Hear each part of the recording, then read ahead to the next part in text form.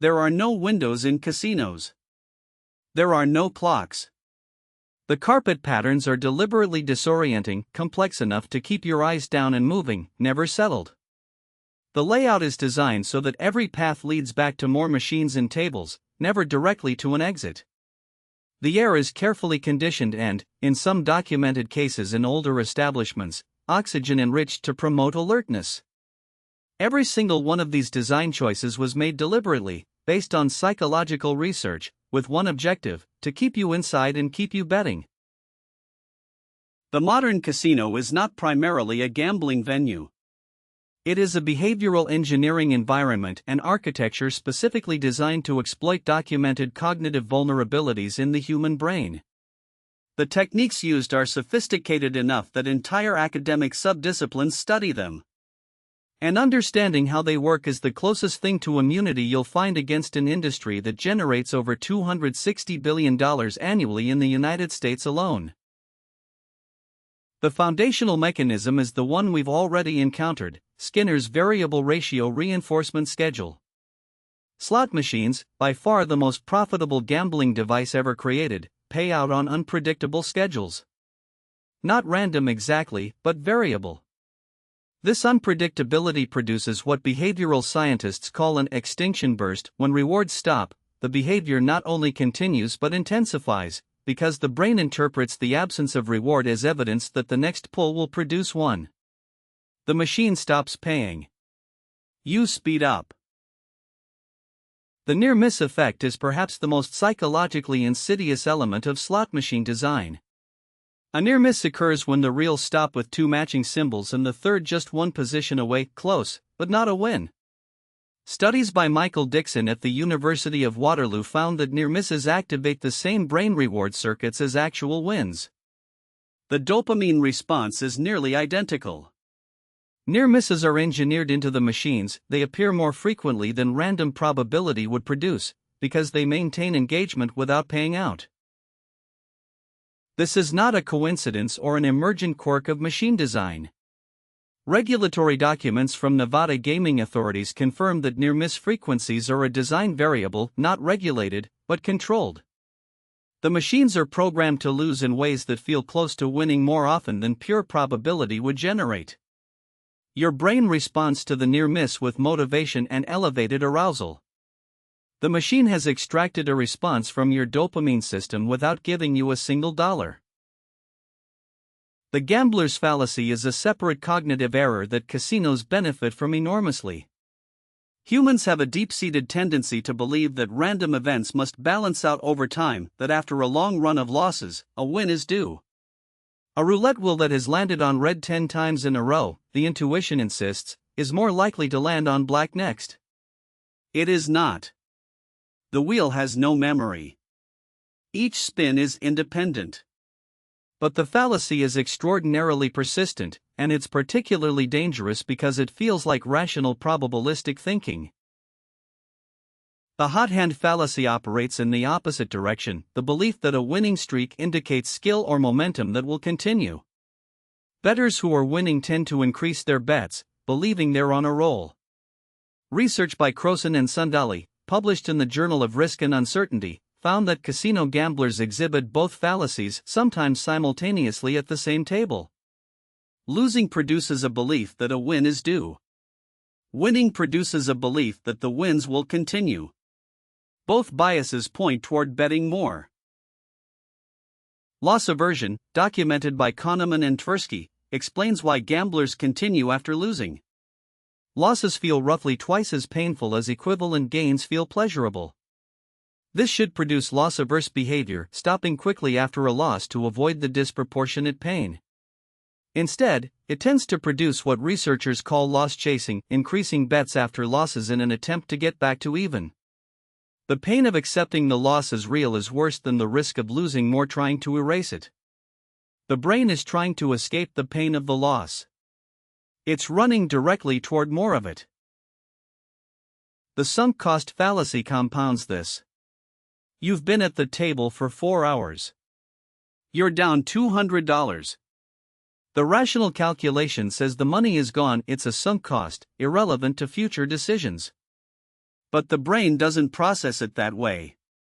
Time and money already invested create a psychological obligation to continue, to get your money's worth, to not leave before you've broken even. The deeper you're in, the stronger the pull to stay. The casino design maximizes sunk costs by making it easy to start and difficult to stop. Casino architecture exploits spatial disorientation systematically. The Friedman principle, named after Bill Friedman, a casino design consultant, recommends low ceilings, winding paths, frequent visual interruptions, and machine placement that prevents any clear sightline to exits. More recent design philosophy from Roger Thomas introduced beautiful spaces with high ceilings and elegant aesthetics, but maintained the core principle: make it impossible to navigate your way out without passing additional gambling opportunities. The aesthetic changed. The trap remained. Sound design is a separate, sophisticated system. Winning sounds are designed to carry. Losing sounds are muted or absent. The acoustic environment inside a casino is curated so that the ambient soundscape is dominated by wind sounds, bells, chimes, celebratory tones, even as the majority of machines are simultaneously losing. A gambler surrounded by wind sounds perceives an environment of frequent winning, reinforcing the illusion of a beatable system. You are hearing the wins and not hearing the losses. Chips are a masterwork of psychological abstraction. The substitution of currency for chips creates what behavioral economists call payment decoupling, the psychological separation of money spent from the physical experience of loss. Handing over $200 and receiving chips feels different from watching $200 leave your wallet in cash. Brain imaging studies have found that paying with abstract tokens activates pain centers less than paying with physical currency. The chips make losing feel less like losing. Complimentary services, free drinks, free rooms, free meals serve a dual purpose. They create reciprocity obligation and they reduce the subjective cost of the visit. If you've received $150 in complimentary services, the casino needs to extract more than $150 before you feel net negative. The free drink comes with alcohol, which impairs the prefrontal cortex, the region responsible for risk assessment and impulse control. The casino gives you something that makes you worse at evaluating what the casino is doing to you. Modern casino loyalty programs are behavioral engineering at scale. By tracking every bet, every win, and every loss through loyalty cards, casinos build precise models of individual gambling behavior. They identify which players are in a loss spiral and respond with targeted offers, free play credits, invitations to special events timed to arrive when the player's resolve is lowest. The algorithm knows your psychological state better than you do. It responds accordingly. Electronic gambling machines have been called crack cocaine of gambling by researchers not as hyperbole but as a pharmacological analogy. A 2010 study published in Addiction found that people develop problem gambling with electronic machines approximately 3 times faster than with other forms of gambling.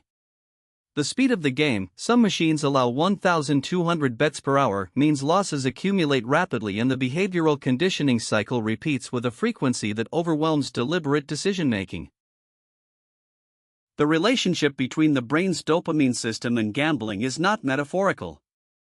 Neuroimaging studies have found that pathological gamblers show reduced dopamine receptor availability in the midbrain, similar to what's observed in substance addiction. Research published in Nature Neuroscience found that problem gamblers show diminished activity in the prefrontal cortex during loss episodes, suggesting impaired capacity to evaluate risk in the very moment that accurate risk evaluation is most critical. The illusion of control is another mechanism casinos actively cultivate. Craps players blow on dice. Poker players wear lucky hats. Slot players press the button with specific timing rituals. None of these rituals affect outcomes. But research by Ellen Langer found that introducing elements that resemble skill, pressing a button instead of pulling a lever, choosing your own lottery numbers rather than having them assigned, substantially increases gambling engagement. The brain confuses the trappings of control with actual influence over random outcomes. Online casinos have extended these mechanisms into the home. Removed from the physical casino environment, the temporal cues that naturally interrupt a session are gone: no parking meter running out, no hotel checkout time, no travel home. Accessibility is 24-hour. The entry threshold is 0. Behavioral researchers who have studied online gambling report addiction development trajectories that are faster than for land-based gambling, with fewer natural stopping points in the behavioral chain. Knowing these mechanisms does provide some protection. Research by Richard Wiseman and others has found that explicit awareness of cognitive biases, while not eliminating them, reduces their influence under deliberate evaluation. The gambler's fallacy becomes harder to fall for when you can name it. The near-miss response weakens slightly when you consciously recognize it. The chips feel slightly more like real money when you periodically convert them back mentally to their dollar equivalent. Knowledge doesn't neutralize the trap, but it creates the possibility of navigating it. The casino industry invests heavily in problem gambling research, but primarily research oriented toward identifying problem gamblers early so they can be excluded, limiting regulatory and reputational liability. The same research that enables responsible gambling programs also enables more precise targeting of players who haven't yet crossed the threshold into diagnosable addiction. The industry's relationship with the psychology of problem gambling is, to put it gently, complex. The design of a casino represents one of the most thorough and sustained applications of applied psychology in commercial history. Every surface, sound, smell, and pathway has been optimized over decades of research to exploit specific, documented features of human cognition. You are not going to outwit a system built by behavioral scientists using intuition and willpower alone. The most accurate thing you can say about casinos is this: the house edge is in the architecture before the game begins. The real game starts when you walk through the door.